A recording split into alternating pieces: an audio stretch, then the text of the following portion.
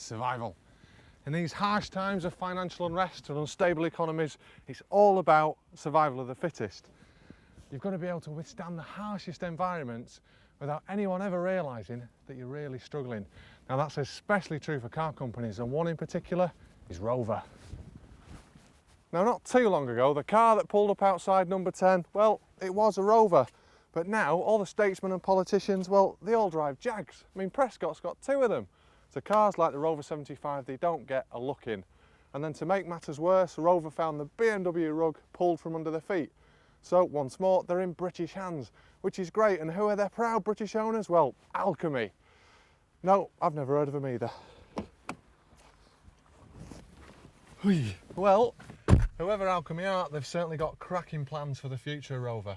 And that includes rebadging all the cars as MG, and there's even tie-ins with companies like Lotus and Lola. But for now, they've still yet to attract that big name partnership that they desperately need. So they're going to have to go it alone, and good luck to them. But if they are going to survive in the short run, they need good cars. Well, first impressions of the 75, very, very nice, very stately. And one thing that Rover do that the Japs can't is wood.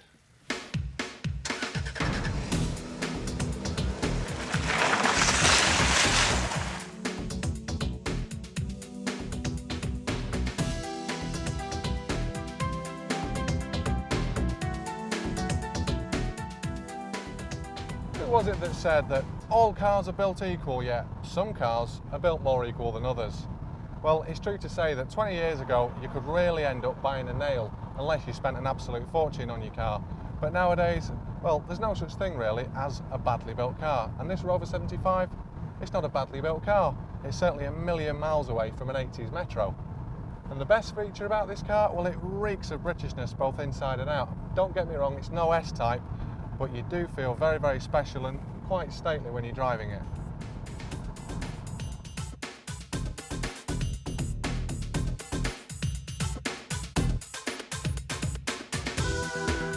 Now there is a bit of an odd mix of styles on the interior of the Rover 75. For starters, the dashboard, we've got these lovely cream, chrome retro dials, and yet a lot of the switchgear is very plastic, very Germanic.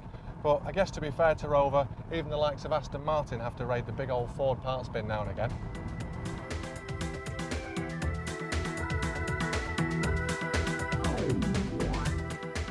Now politically, it was impossible for Rover to design and build a car that's going to compete and take sales off the BMW 3 Series. So the 75 was designed as a budget luxury saloon, kind of a cut-price Rolls-Royce. Now that's all well and good, but people that are buying a luxury car, well, they're really buying into the image, and at the minute, Rovers ain't so hot.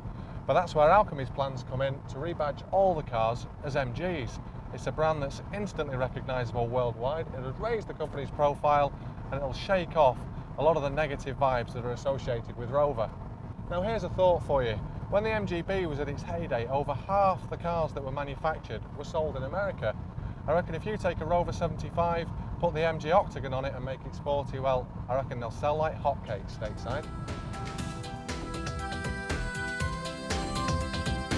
Well, overall, this is a pretty good car. The build quality is not bad, but the ride is superb.